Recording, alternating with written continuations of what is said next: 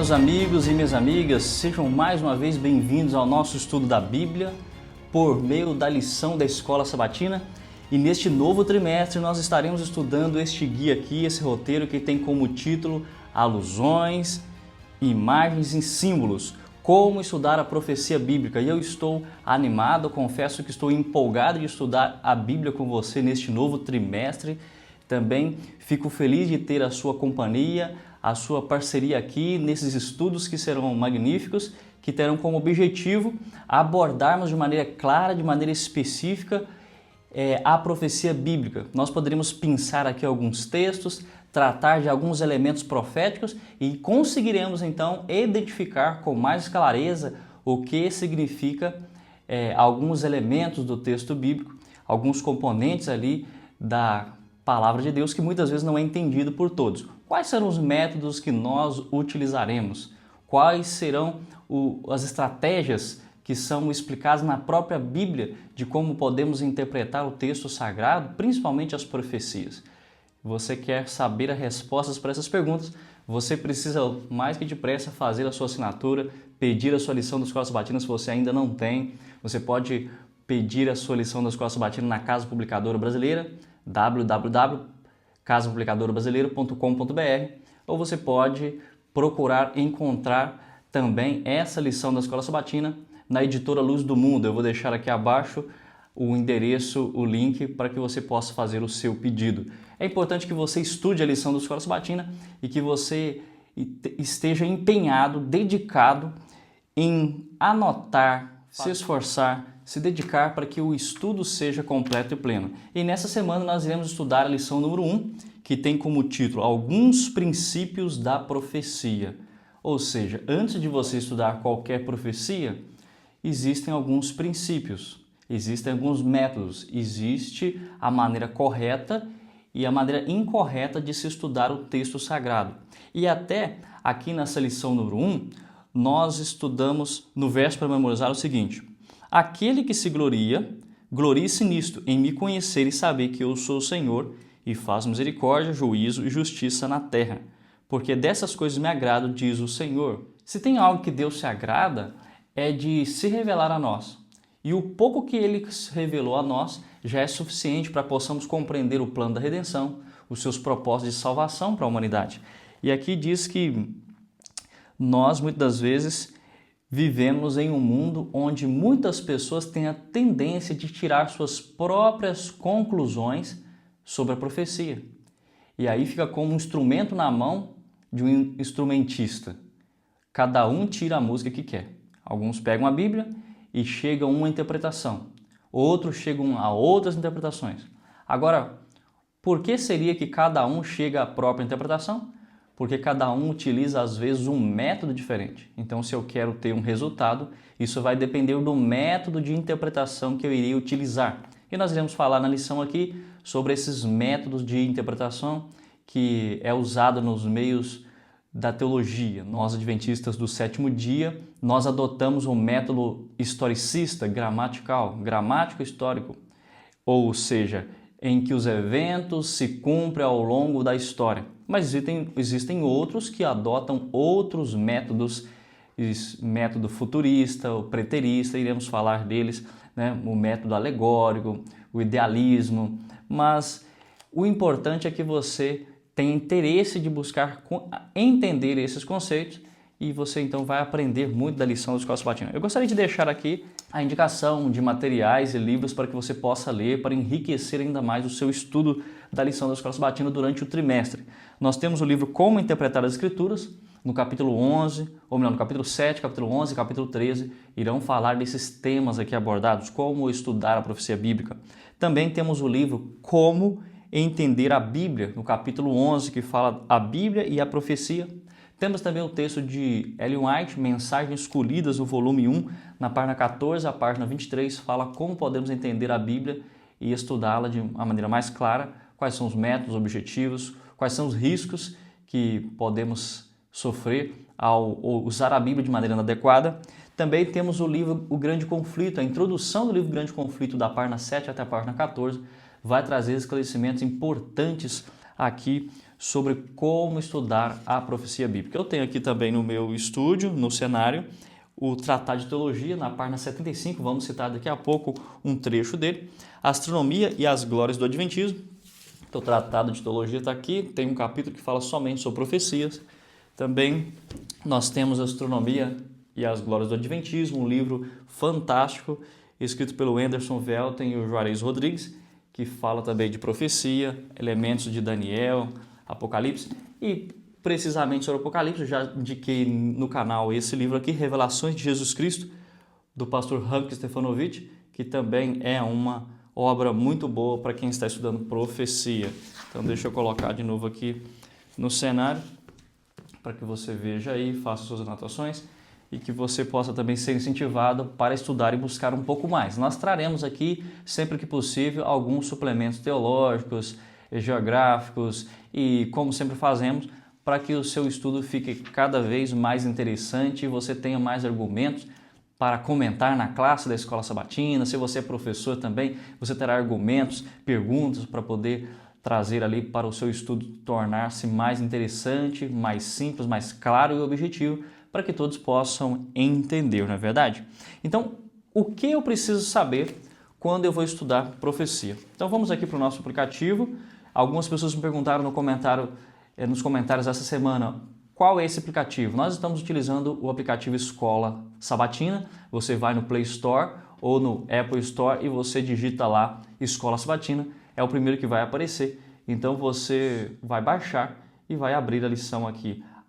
E aqui nós temos a lição de sábado, alguns princípios da profecia. Nós já lemos o texto para memorizar. Aqui diz assim, como acontece em relação a outros assuntos bíblicos, existe divergência entre os cristãos a respeito das profecias.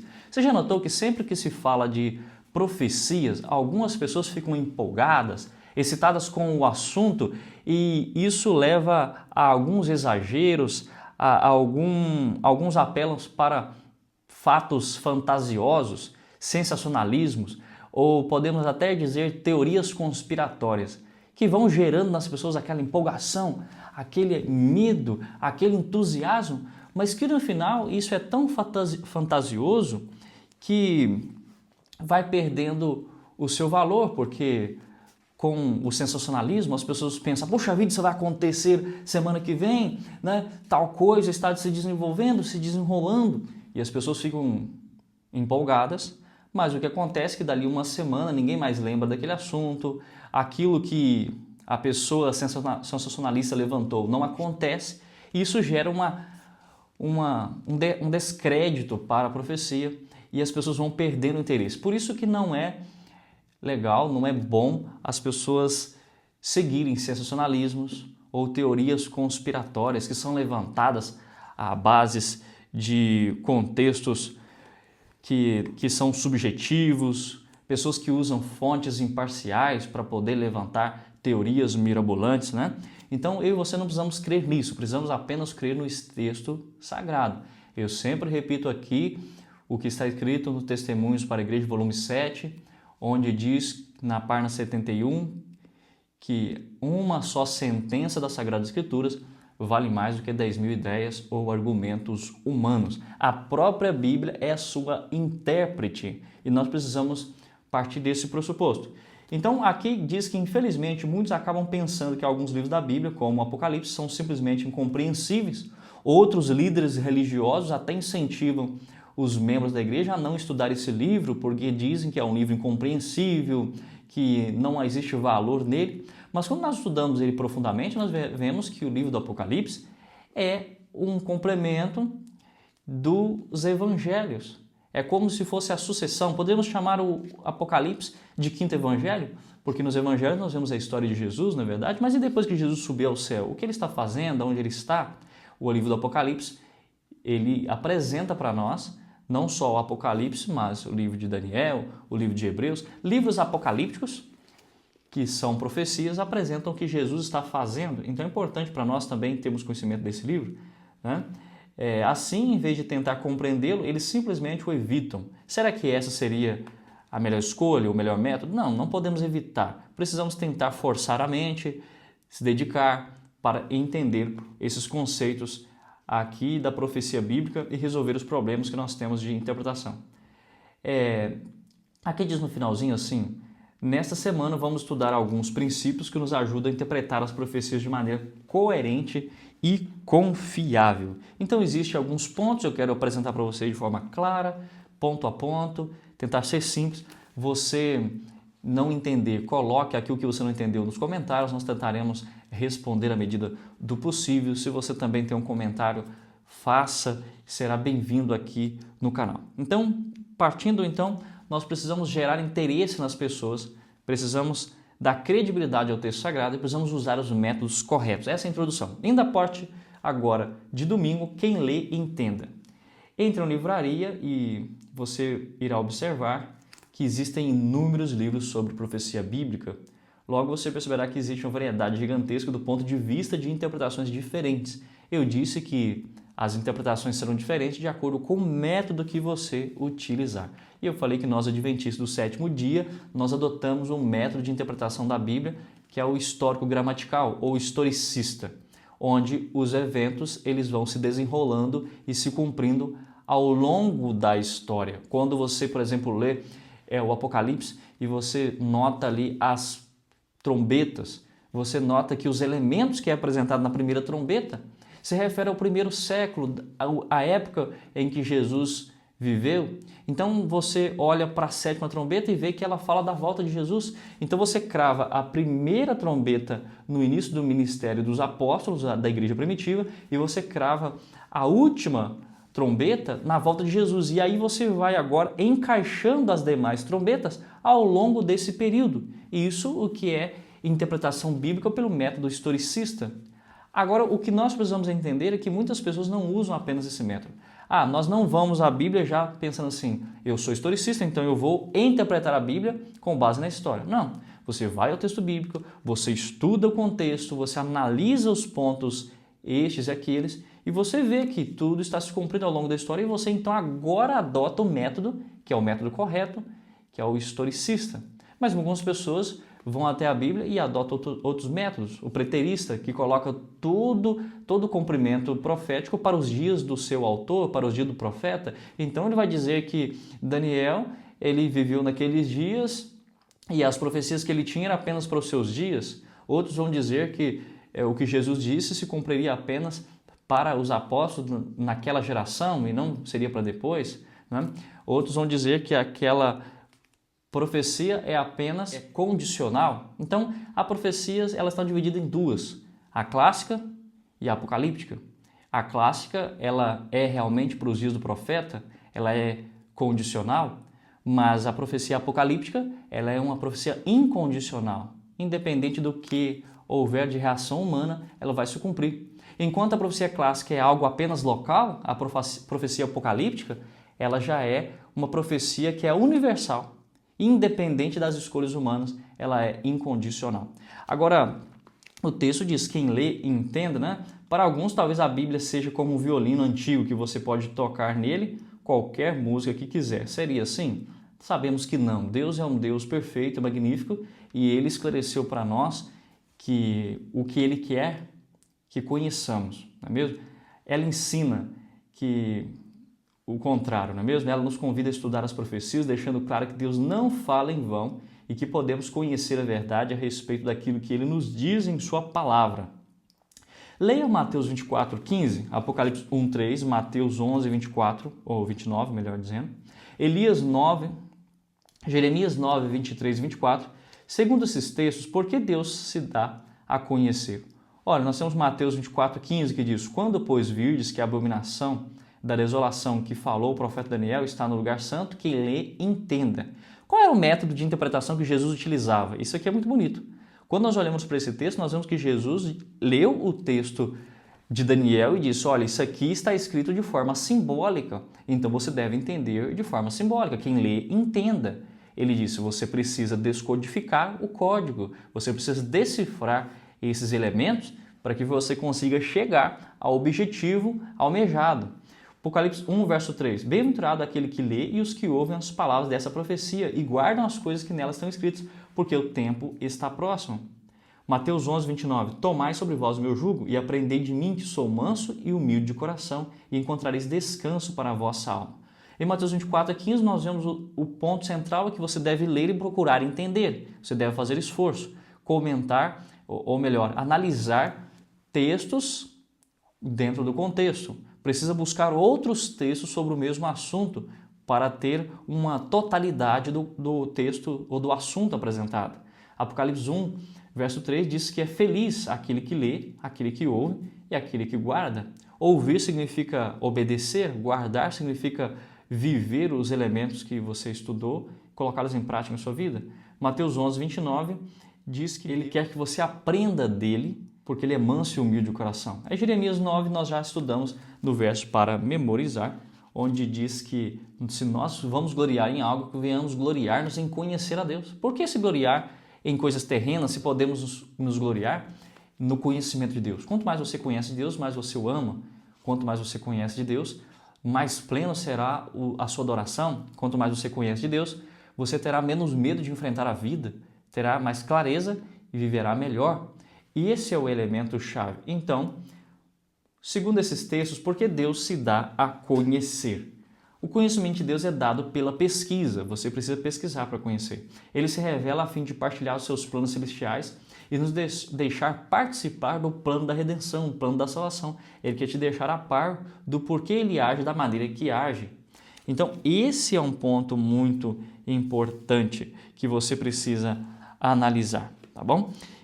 Há uma atenção importante que você precisa ter para o que está escrito aqui abaixo, onde diz: um incrédulo estava lendo a Bíblia, perguntaram o que ele estava fazendo. Sua resposta foi: procurando lacunas. Essa é uma atitude errada ao ler as Escrituras?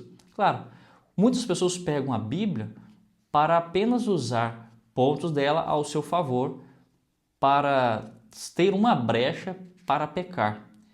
Porque um texto usado fora de um contexto pode se tornar um pretexto, não é mesmo? Agora, o livro O Grande Conflito, nós até colocamos ele aqui na abertura, nessa vinheta de abertura que temos no canal, onde aparece o seguinte escrito do livro O Grande Conflito, página 599. A linguagem da Bíblia deve ser explicada de acordo com seu óbvio sentido, a menos que seja empregado um símbolo ou uma figura. Como Jesus ele interpretava a Bíblia? Em Mateus 24, vamos ler daqui a pouco, ele no verso 27, estudou todo o contexto, todos os livros, pegou ali nos livros da lei, o Pentateuco, os livros dos profetas, o livro dos Salmos, e foi buscando analisar tudo o que as profecias, tudo que as Escrituras revelavam a respeito dele, e ele apresenta para os profetas. E assim também é com as alusões que são feitas por Paulo, né? Paulo faz várias alusões do Antigo Testamento, ou melhor, o Novo Testamento faz mais de 278 alusões do Antigo e cita 400 e poucos textos do Antigo Testamento, ou seja, a própria Bíblia interpreta a si mesma. Nós temos o porquê de estudar a profecia. Por que é importante estudar a profecia? Porque 30% das Escrituras Sagradas é explicado em profecia, ou seja, um terço da Bíblia é profético e precisamos saber como entender a profecia de maneira correta. Então vamos aqui para a parte de segunda-feira. Deus deseja ser conhecido?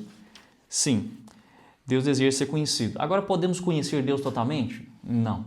Deus ele é inefável, ou seja, nossas palavras humanas elas são incapazes de descrever um Deus eterno, um Deus maravilhoso, um Deus onipotente.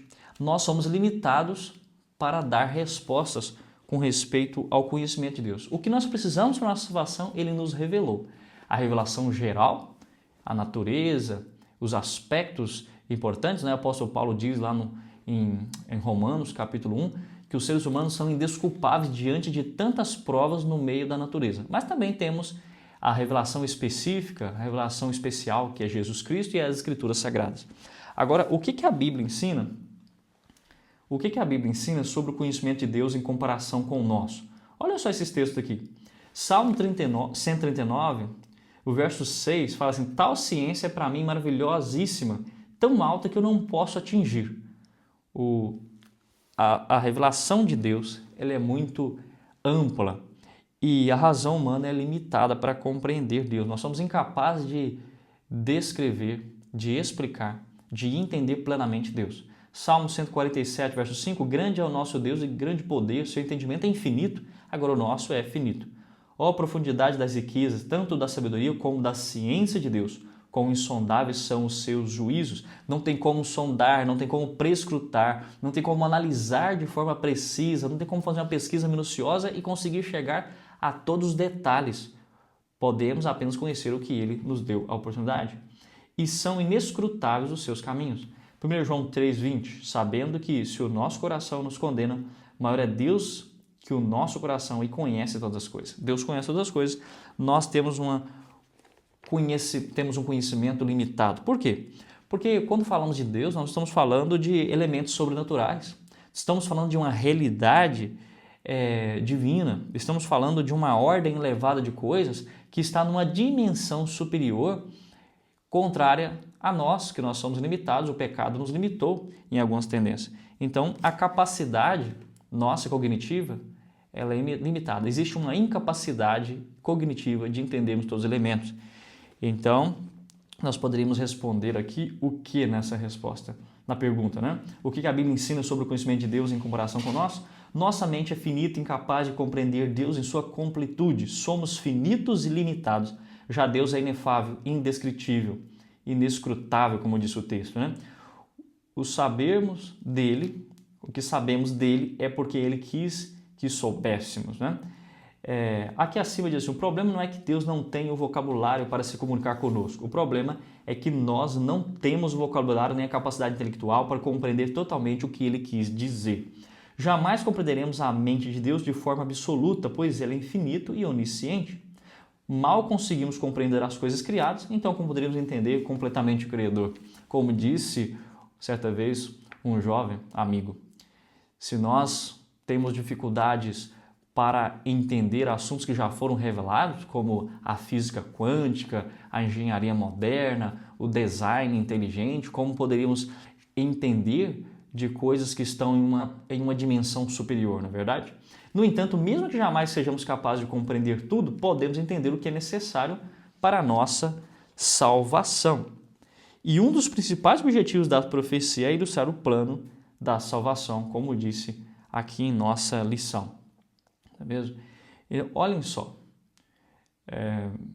Jesus ele ama a todos nós e ele tem feito tudo isso por nós. O Senhor, obviamente, deseja que todas as pessoas, até os piores pecadores, saibam que ele nos oferece em Jesus.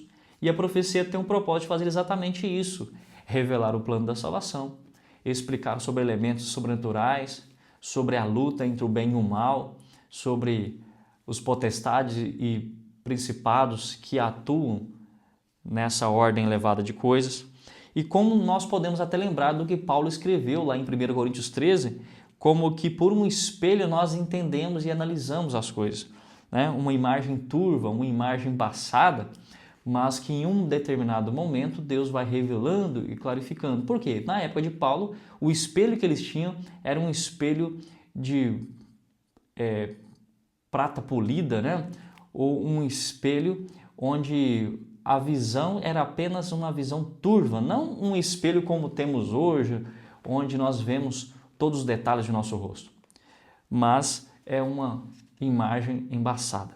Por enquanto, nós ainda temos uma imagem um pouco turva com respeito a todos os aspectos de Deus, mas graças ao Senhor, louvado seja Deus, porque temos a Bíblia e as profecias. Agora você e eu precisamos ter clareza para entender o que Deus deixou para nós. Então, por que é importante nos concentrarmos no que sabemos e praticarmos isso, em vez de ficarmos obcecados com as coisas que não sabemos?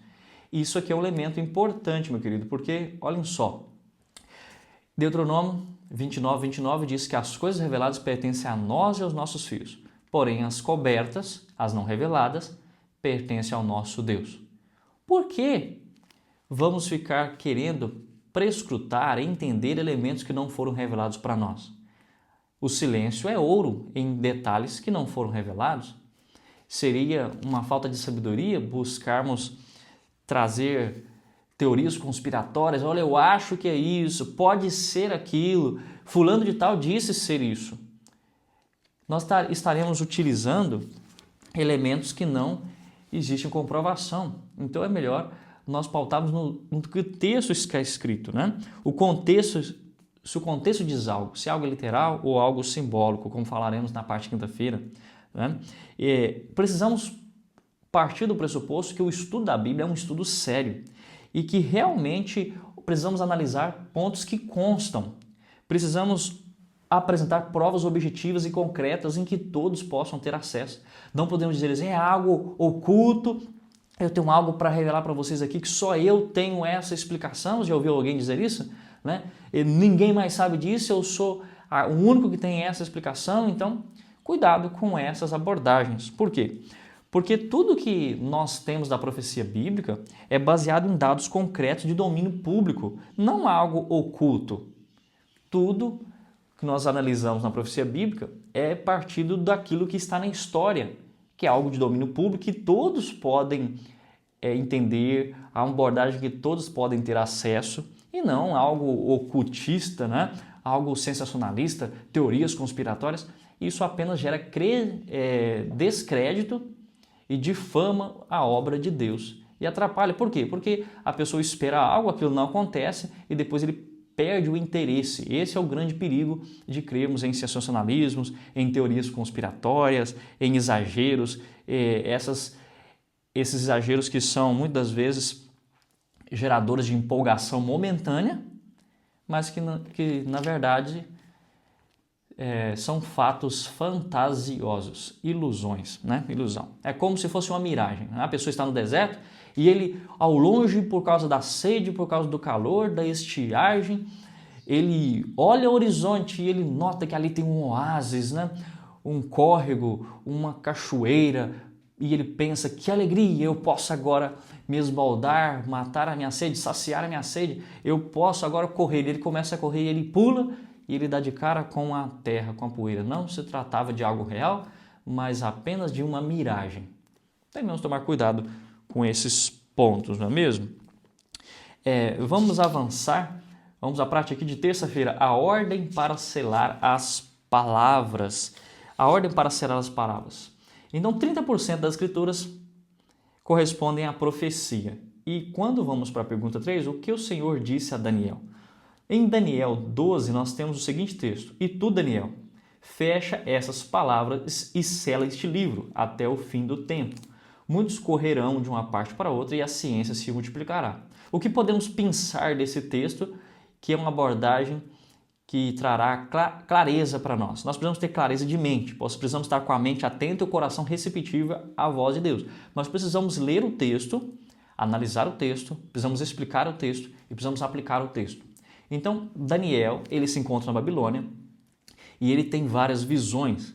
E a maioria dessas visões ele entende, mas existe um ponto específico da visão que ele não consegue compreender, que é relacionado às 2.300 tardes e manhãs e o juízo investigativo.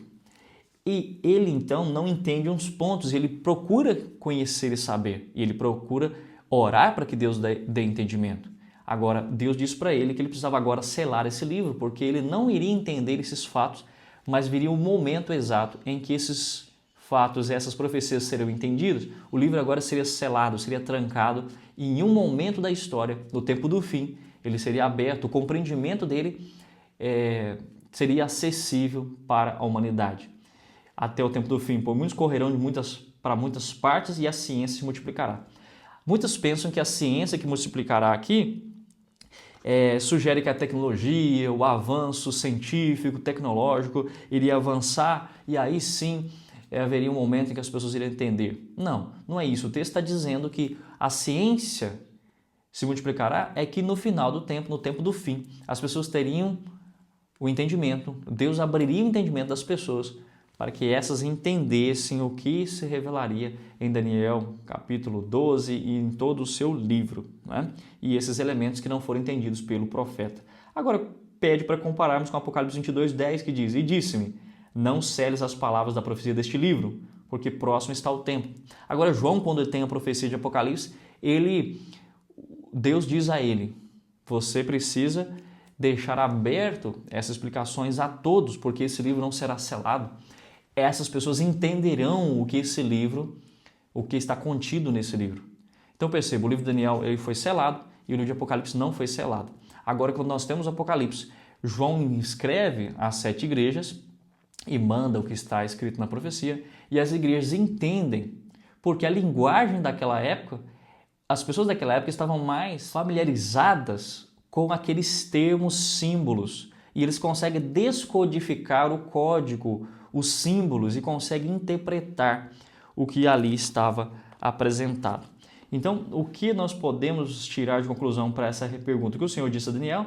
O livro de Daniel estava selado, mas no tempo do fim, por um desígnio celestial, ele seria aberto, ficaria disponível ao conhecimento de todos aqueles que fossem até o livro com sinceridade e com interesse, esforço, dedicação, empenho para entender. Já o Apocalipse seria um livro aberto ao entendimento, não é? O anjo dê a instrução para ele, encerra as palavras e sela o livro. O assunto em questão é o próprio livro de Daniel, portanto o conhecimento que aumentaria repetidamente no tempo do fim seria o conhecimento do livro de Daniel. E o livro do Apocalipse e Daniel são livros irmãos, um complementa o outro, e devem ser compreendidos desde o início, porque nas palavras do anjo o tempo estava próximo. Daniel, por outro lado, seria entendido mais claramente no futuro, no tempo do fim, como eu já apresentei e expliquei. Então, o nascimento do movimento mundial adventista foi um cumprimento da predição de Daniel de que no tempo do fim o saber se multiplicaria. A partir de 1818, 1821, nós temos ali a profecia sendo estudada pelos pioneiros e eles começam a entender melhor. Então, partindo disso aqui, o que nós precisamos saber? Nós precisamos saber se a profecia se trata de uma profecia clássica ou se é uma profecia apocalíptica. Precisamos entender qual é a intenção do autor ao escrever tal coisa e qual é a perícope. O que significa perícope, pastor? É o trecho em que o texto começa o assunto e onde termina aquele assunto. Precisamos analisar todo esse ponto e a perícope. E aqui ainda na parte de terça-feira, nos fala no terceiro parágrafo sobre Guilherme Miller.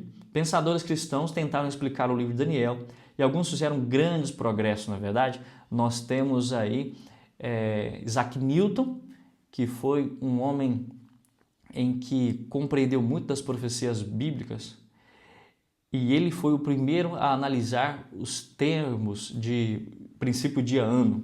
No entanto, a compreensão do livro aumentou rapidamente após o cumprimento da profecia dos 1.260 anos, cujo período termina em 1798, que começa no ano 538 até 1798. Estudiosos chegaram à conclusão de que algo espetacular aconteceria por volta de 1843, que é o caso de Guilherme Miller, né?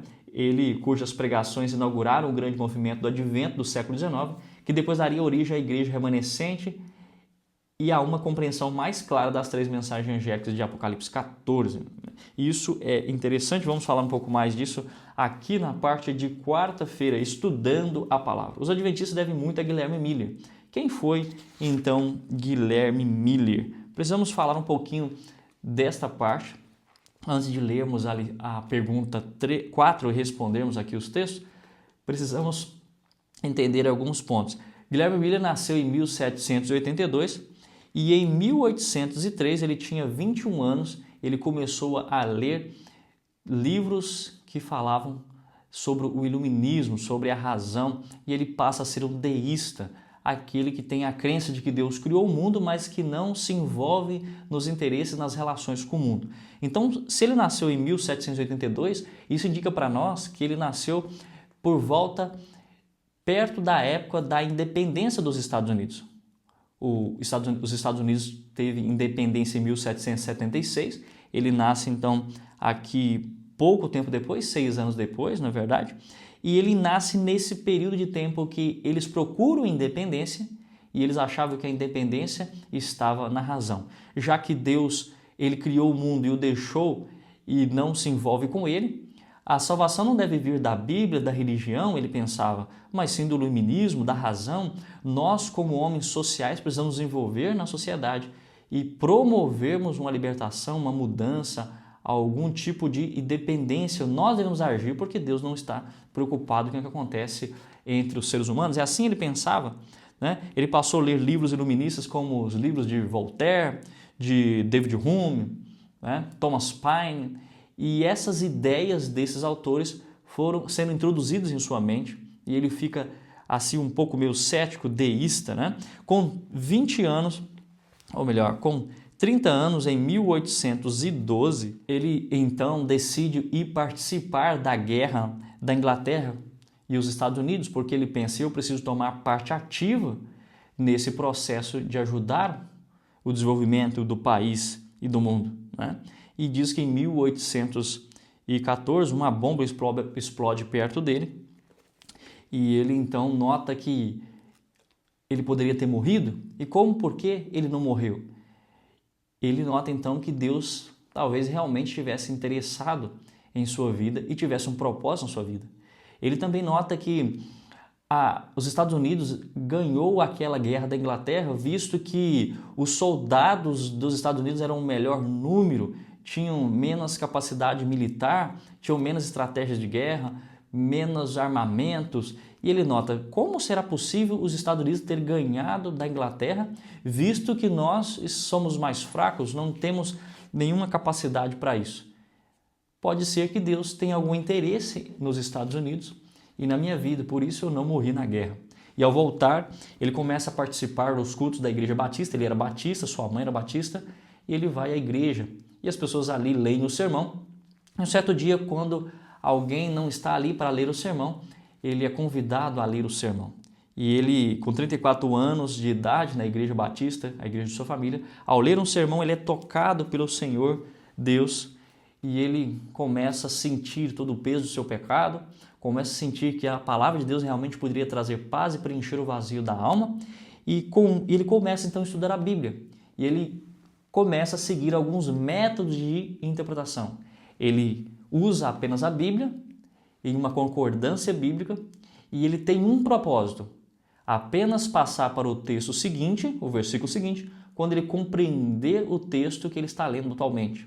E ali sim ele faz, lendo a Bíblia com ela mesmo como a sua intérprete. Ele não queria ser influenciado por pressupostos, por ideias A e B, por filosofia. Ele queria que o texto interpretasse o texto. Ele não queria partir de interpretações de outros. E assim ele começa a chegar às conclusões que ele tira. Ele olha o contexto, olha vários textos sobre o mesmo assunto, ele olha as provas objetivas, ele não estuda a Bíblia de forma subjetiva. E assim também eu e você não podemos estudar a Bíblia de forma subjetiva, onde a imaginação é o limite. Porque se você e eu formos a Bíblia com uma imaginação própria e interpretação própria, chegaremos a várias conclusões e as mais bizarras possíveis, não é verdade? É por isso que na pergunta 4 diz, leia Mateus 5, 18, 2 Timóteo, Lucas, que esses textos nos ensinam sobre como devemos abordar a Bíblia. Então chegamos aqui a alguns textos importantes. Eu falei lá no início Mateus 24, 27, mas era Lucas 24, 27, vamos começar por esse texto. E começando por Moisés e por todos os profetas, explicava-lhes o que dele se achava em todas as Escrituras. Era o método de Jesus, analisar a Bíblia, o contexto, os vários textos, as provas objetivas, né? Sem subjetividade, sem basear em dados próprios. 2 Timóteo 3, 15 a 17. E que desde a tua meninice sabes as sagradas letras que podem fazer-te sábio para a salvação pela fé que há em Cristo Jesus. Toda a Escritura é divinamente inspirada e proveitosa para ensinar, para redarguir, para corrigir, para instruir em justiça, para que o homem de Deus seja perfeito e perfeitamente instruído para toda boa obra. Mateus 5,18, porque em verdade vos digo que até que o céu e a terra passem, nenhum jota ou um tio se omitirá da lei, sem que tudo seja cumprido. Então, o que esses textos aqui apresentam para nós? O que esses textos ensinam sobre como devemos abordar as profecias bíblicas, né? Utilizando a regra de ouro, um método utilizado por Jesus e pelos demais profetas, a Bíblia é sua própria intérprete. Como citamos no início, e eu cito novamente, o livro Grande Conflito. A linguagem da Bíblia deve ser explicada de acordo com o seu óbvio sentido, a menos que seja empregado um símbolo ou figura. Grande Conflito 539. Ou o livro também, que nós temos esse aqui, Tratado de Teologia, na página 75, é apresentado um texto muito importante que diz assim: o exemplo uniforme dos escritores da Bíblia mostra que as escrituras devem ser tomadas em seu sentido literal. a menos que se trate de seu óbvio e claramente de linguagem figurada. Então, a menos que seja uma linguagem figurada, nós precisamos partir do que o autor teve interesse em dizer. E o contexto vai dizer para nós se aquilo é algo simbólico ou se é algo literal, não é verdade? Então, vamos utilizar a regra de ouro, o método utilizado por Jesus e pelos demais profetas. A Bíblia é sua própria intérprete, né? A Bíblia é sua própria intérprete. Aqui diz assim, estudar a Bíblia é como montar um grande quebra-cabeças. Se você juntar apenas 2 ou 3 peças, será impossível enxergar a imagem completa. Então você precisa buscar no livro de Gênesis, precisa buscar nos Salmos, nos textos dos profetas, elementos, componentes, partes que você possa juntar e uni-las ao grande quebra-cabeça para que você tenha um vislumbre, uma imagem, como diz a lição, né? Uma imagem correta do grande pano de fundo. E esses símbolos, essas alusões ao Antigo Testamento, aos termos, são utilizados aqui pelo autor. E aí no finalzinho que diz, muitos estudam as profecias com a mesma abordagem, tirando o texto de seu contexto, ligando os eventos atuais, em vez de compará-los com o restante da Bíblia. Por isso, livros sobre profecias precisam ser utilizados frequentemente, porque eram quando os eventos que predizem e acerca do tempo dessas predições. Então, indo para a parte aqui de quinta-feira, literal ou simbólico. Por que foi escrito por símbolos a Bíblia? Vamos tentar responder isso aqui primeiramente, antes de mais nada. Olha, a lição deixou claro aqui no final um ponto importante. Existem razões pelas quais Deus escolheu se comunicar por meio das profecias usando símbolos. Quais? Se o Apocalipse tivesse sido mencionado Roma diretamente, não os símbolos, o livro seria destruído, né? A perseguição da igreja aconteceria e se tornaria pior para aquelas pessoas, elas não receberiam o texto sagrado. Então, outros elementos podem ser também pinçados aqui, como por exemplo o quê? Quando o autor da profecia ele escreve por símbolos, ele com isso pode usar o mesmo método, pode estar usando o mesmo método que Jesus ao contar as parábolas. Jesus não contava as parábolas para engajar os ouvintes? Aqui também a pessoa que fosse estudar o texto, ele precisava estudar com dedicação, ele precisava engajar o ouvinte, ele precisava participar de forma ativa do que estava escrito, do que estava revelado, né? Ele precisava estar atento à interpretação, para fazer a interpretação de acordo com os elementos que já tinham sido de maneira prévia apresentados na Bíblia, na profecia. E isso faz com que quando você analisa o texto com vontade, com atenção, com interesse, isso faz com que você faça que a interpretação seja mais pessoal. Isso promove engajamento no ouvinte, porque João, ao escrever as cartas, manda para as igrejas. O líder daquela igreja iria ler para toda a igreja e aquelas pessoas iriam entender baseado no que eles já tinham conhecimento. Terceiro ponto, porque foi escrito em termo simbólico, é para tocar em pontos sensíveis, sem gerar preconceito e perseguição, como falamos, e para evitar acusações diretas de seus inimigos. Então esses são alguns elementos porque foi escrito em símbolo. Agora, símbolo, simbólico ou literal? Literal ou simbólico? Então nós já vimos que o grande conflito diz que a menos que o próprio contexto apresente um símbolo, não podemos interpretar como simbólico. Por exemplo, quando nós vamos em Jeremias 25, verso 11, ali nos diz, estas nações servirão o rei da Babilônia por 70 anos. Qual é o contexto? O contexto todo está falando que o povo de Israel seria levado para o cativeiro e ficaria por lá 70 anos. Existe algo de simbólico aqui? Não, é apenas literal. O contexto todo é literal. Então, se o contexto todo é literal, vai ter que ser entendido de forma literal. Agora, se você está lendo, por acaso, Daniel, capítulo 7, verso 8, o chifre pequeno se levanta, 3 outros chifres do animal terrível e espantoso, se desprendem, são arrancados, e no local daqueles 3 chifres sobe um chifre que tem olhos e que tem boca e que fala de forma blasfema. Ora, chifres não falam, chifres não têm olhos, então aqui se trata de um termo simbólico e todo o contexto vem apresentando fatos simbólicos, assim como Daniel capítulo 7, desde o versículo 1, apresenta vários animais simbólicos, eu preciso então interpretar de forma simbólica. Está entendendo? O próprio contexto vai dizer para mim o que é e o que não é, se a linguagem é figurada ou não. Por isso, quando nós vamos aqui para as perguntas, leia as passagens abaixo, permitindo que a Bíblia interprete a si mesma. Que símbolo profético aparece em cada grupo de passagens e o que esse símbolo representa segundo a própria Bíblia? Daniel 7, nós temos o verso 7. Depois disso, eu continuava olhando nas visões da noite, e eis aqui o quarto animal terrível, espantoso e muito forte, o qual tinha dentes grandes de ferro.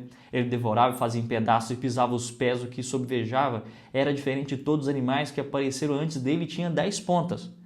Esse é um primeiro ponto. Aí em Daniel 8:3, levantei os olhos e vi, e eis que um carneiro estava diante do rio, o qual tinha 2 pontas, e as suas pontas eram altas, mas uma era mais alta do que a outra, e a mais alta subiu. Por último, Daniel 7:24. E quando as 10 pontas daquele mesmo reino se levantarão 10 reis, e depois dele se levantará outro, o qual será diferente dos primeiros, e abaterá os 3 reis. Então nós vemos nos elementos que é apresentado no próprio texto a descrição de uma linguagem figurada, onde nós vemos que os chifres simbolizam um poder político ou nação, não é mesmo? Então, nós temos essa própria explicação no próprio texto bíblico, em Apocalipse 1:16, Efésios 6:17, Hebreus 4:12. Ele tinha na sua destra 7 estrelas, e a sua boca saía uma espada aguda de 2 fios, e o seu rosto era como o sol, como a sua força resplandece. Nós temos aqui em Apocalipse 1 uma descrição de Jesus em sua forma divina, em forma divina, né? Divino-humana, onde ele é apresentado de forma sublime, e nós temos aqui uma espada. O que é espada na Bíblia? A espada é a representação da palavra de Deus, né? Nos outros textos que nós lemos a seguir. Então, a espada representa a palavra de Deus. Agora, Apocalipse 12, verso 1, viu-se um grande sinal no céu, uma mulher vestida de sol, com a lua debaixo dos pés e a coroa de 12 estrelas na cabeça. O que representa mulher na profecia bíblica? De acordo com os textos que nós estamos aqui, representa a igreja de Deus ou a cidade santa, né? A cidade de Deus. Então a mulher representa a igreja, a cidade santa ou o povo de Deus dentro da cidade santa, que é a Nova Jerusalém. E isso é apresentado de forma precisa no texto sagrado, não é mesmo? Então, quando você e eu analisamos a Bíblia, precisamos partir do pressuposto que existem muitos elementos no texto sagrado que são figurados ou que são comemorativos, mas também são prefigurativos, como as festas judaicas. Elas comemoravam algo, mas também prefiguravam algo. No entanto, você tem ali que a Páscoa começava no dia 10, e também no dia 10 Jesus entra às portas de Jerusalém, na entrada triunfal. Nós temos que o Cordeiro Pascual era preparado no dia 14, e nós temos ali a Páscoa sendo também preparada pelos discípulos, e Jesus participa daquela Páscoa no dia 14. Também no dia 14 à noite, que já é na verdade dia 15, porque depois do pôr do sol já é outra data, o Cordeiro no dia 15, ele era separado, era morto. Jesus também, ele é separado e sofre angústia no jardim de Getsêmani. Nós vemos que Jesus ressuscita no dia de domingo, ou seja, no primeiro dia, no dia das primícias, nas festas das primícias, e que o Espírito Santo desce sobre o povo no dia das festas do Pentecoste, fazendo a colheita. Era o dia que o povo fazia a festa da colheita, e agora nós vemos o povo sendo colhido com a mensagem de Pedro.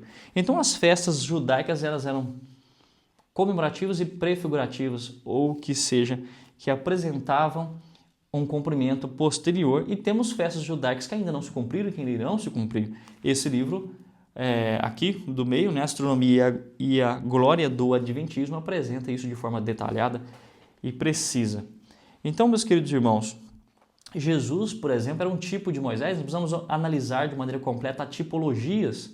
Agora, quem que vai apresentar o tipo e o antítipo? É as Escrituras Sagradas. Eu não posso, por minha livre e espontânea vontade, encontrar tipos ou fazer tipologias de todos os pontos, como algumas pessoas fazem, por exemplo, de Esther, dizendo, nossa, Esther ela é uma mulher, então mulher na profecia significa igreja. Então o texto a história de Esther representa a igreja de Deus. Naamã representa o perseguidor, a besta que persegue o povo judeu que estava ali na Síria. E, por sua vez, Mordecai é aquele que intercede pelo povo, então Mordecai é uma alusão a Jesus Cristo.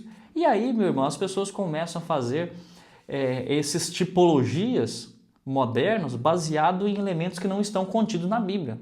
E aí, como eu disse no início, a imaginação é o limite, você pode chegar a qualquer conclusões. E as pessoas começam então a pegar hoje elementos dos dias atuais, Donald Trump, Lula, e começam a falar sobre o Papa e tentar encaixar elementos aqui dentro da história dentro da profecia bíblica, e a imaginação torna o limite e as pessoas chegam a conclusões totalmente inapropriadas.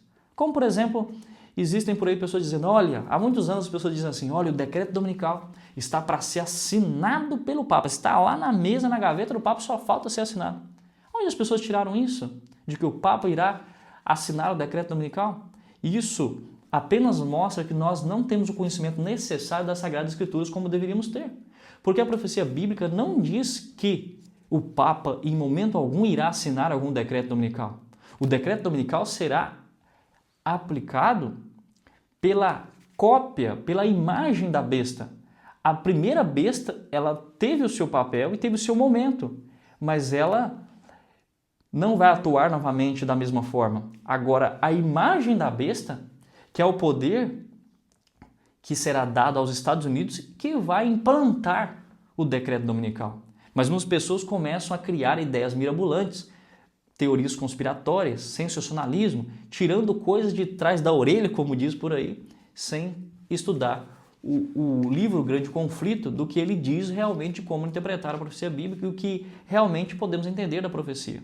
Então você e eu precisamos analisar isso com clareza, com dedicação, e é por isso que na parte aqui de sexta-feira, para nós terminarmos, diz aqui que pastores e povo declararam que a profecia de Daniel e do Apocalipse eram mistérios incompreensíveis. No entanto, Cristo chamou a atenção de seus discípulos para as palavras do profeta Daniel com relação aos acontecimentos que ocorreriam na época deles e disse, quem lê, entenda.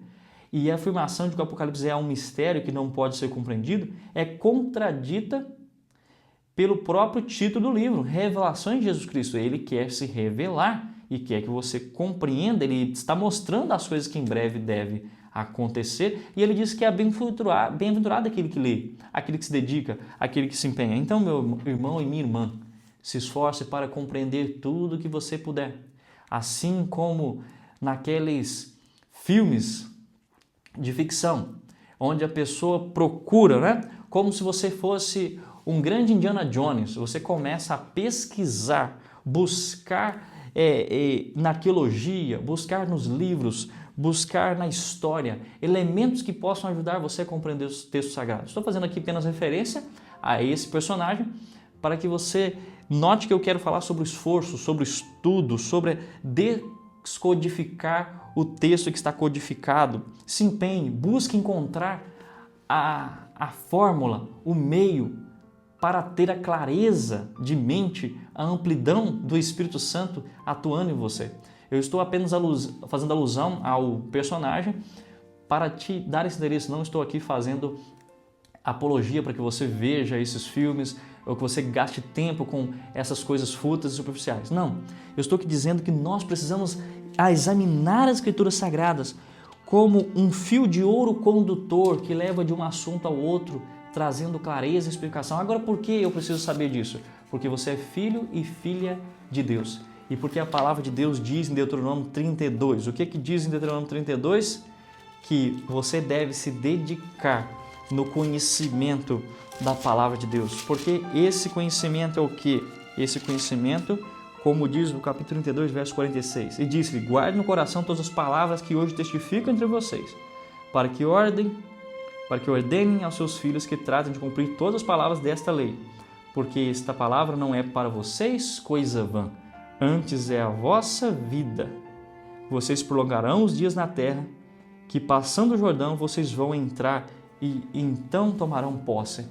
Meus queridos, se Deus tivesse pedido uma coisa difícil, né? Você por acaso não faria? Atravesse o precipício tal, desça pela cachoeira através de uma corda, atravesse os vários obstáculos e setas inflamadas e envenenadas que existem, pule o tal estágio e chegue até a caverna e ali você abrirá o grande baú com código e tal, e você vai entender e vai conseguir.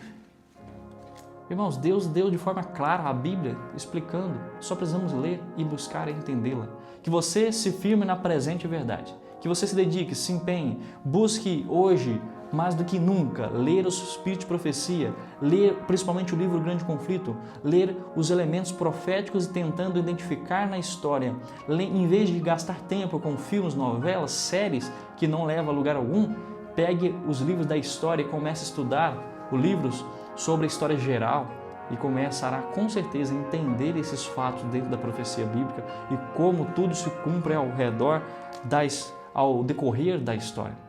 Aliás, eu incentivo você a mais do que nunca orar a Deus pedindo clareza de mente, pedindo a Deus que Ele se faça presente em sua vida, para que você possa compreendê-lo mais plenamente e assim Ele será mais evidente na sua vida, o seu cristianismo será um cristianismo mais real, será uma realidade viva e você terá uma paz plena em seu ser.